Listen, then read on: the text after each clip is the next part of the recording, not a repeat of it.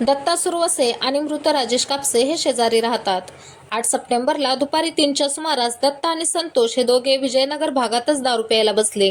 4च्या सुमारास त्यांनी राजेशला बोलावून घेतले. विभागीय क्रीडा संकुलासमोरील एका दुकानातून दारू घेतली. ते बीड बायपासवरील एका हॉटेलात दारू पिले. दत्ता आणि संतोषने प्लॅन करून राजेशला जास्तीची दारू पाजली.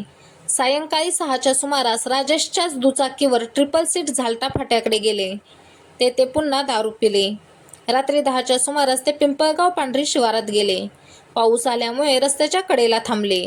तेथेच दत्ता आणि संतोषने राजेशला खाली पाडले. संतोषने हातपाय धरले आणि दत्ताने धारधार शस्त्राने त्याचा गळा चिरला. तो तेवढ्यावरच थांबला नाही. त्याने चक्क राजेशचे शिरधाडा वेगळे करून झुडपात फेकले. राजेशचा मोबाईलही आरोपींनी त्या झुडपामध्ये फेकला आणि तेथून पळ काढला. दत्ता सुरवसे आणि मृत राजेश कापसे हे शेजारी राहतात. काही दिवसांपूर्वी राजेश यांनी दत्ताच्या कुटुंबियांना शिवीगाळ केली होती. याचा राग मनात धरून दत्ताने राजेशचा काटा काढण्याचा प्लॅन आखल्याचा अंदाज आहे. विजयनगर येथील राजेश कापसे 8 सप्टेंबरपासून बेपत्ता होता. 10 सप्टेंबरला सायंकाळी धुळे सोलापूर राष्ट्रीय महामार्गावरील पिंपळगाव पांढरी शिवारात शिरधाडा वेगळे केलेला त्याचा मृतदेह आढळला होता. या प्रकरणी करमाड ठाण्यात खुनाचा गुन्हा दाखल आहे. या तपासासाठी गुन्हे शाखा आणि करमाड पोलिसांची 5 पथके तयार करण्यात आली होती.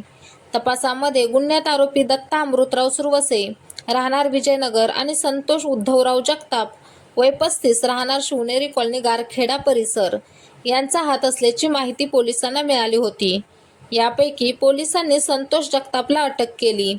अधिक तपास पोलीस करत आहेत.